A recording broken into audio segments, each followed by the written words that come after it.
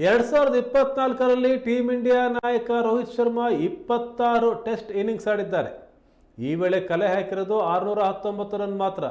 ಅಂದರೆ 24.76 ಸರಾಸರಿಯಲ್ಲಿ ಮಾತ್ರ ಈ ಹಿಟ್ ಮ್ಯಾನ್ ರನ್ ಗಳಿಸಿದ್ದಾರೆ. ಅದರಲ್ಲೂ ಆಸ್ಟ್ರೇಲಿಯಾ ವಿರುದ್ಧದ ಸರಣಿಯಲ್ಲಿ ಈವರೆಗೂ ಕಲೆ ಹಾಕಿರೋದು 31 ರನ್ ಮಾತ್ರ. ಇದೇ ಕಾರಣಕ್ಕೆ ಭಾರತ ಕ್ರಿಕೆಟ್ ತಂಡದ ಮುಖ್ಯ ಕೋಚ್ ಗೌತಮ್ ಗಂಭೀರ್ ಡ್ರೆಸ್ಸಿಂಗ್ ರೂಮ್ನಲ್ಲಿ ಸಿಟ್ಟಾಗಿದ್ದಾರೆ. ನನ್ನ ನಿರ್ಣಯದ ಪ್ರಕಾರ ಆಡಲಿಲ್ಲ ಅಂತಂದರೆ ಯಾರನ್ನಾದರೂ ನಾನು ತಂಡದಿಂದ ಗೇಟ್ ಪಾಸ್ ಹಾದಿ ತೋರಿಸ್ತೀನಿ ಅಂತ ಕಿಡಿಕಾರಿದ್ದಾರೆ.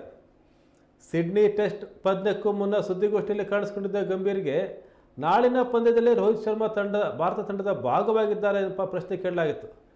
ಈ ಪ್ರಶ್ನೆಗೆ ಗಂಭೀರ್ ನೀಡಿರುವ ಉತ್ತರ ನಿಜಕ್ಕೂ ಅಚ್ಚರಿಯಾಗಿತ್ತು. ನಾನು ಮೊದಲು ಪಂದ್ಯದ ಪಿಚ್ ನೋಡ್ತೇನೆ, ಆ ಬಳಿಕ ಪ್ಲೇಯಿಂಗ್ 11 ಮಾಡ್ತೇನೆ ಅಂತ ಉತ್ತರ ಕೊಟ್ಟಿದ್ದರು. ಇದರ ಬೆನ್ನಲ್ಲೇ ತಂಡದ ನಾಯಕನನ್ನು ಕೇರ್ ಮಾಡಿದ ಗಂಭೀರ್ ಯಾರನ್ನಾದರೂ ತಂಡದ ಗೆಲುವಿಗಾಗಿ ಮೈದಾನಕ್ಕೆ ಇಳಿಸುವ ಸಾಧ್ಯತೆ ಇದೆ.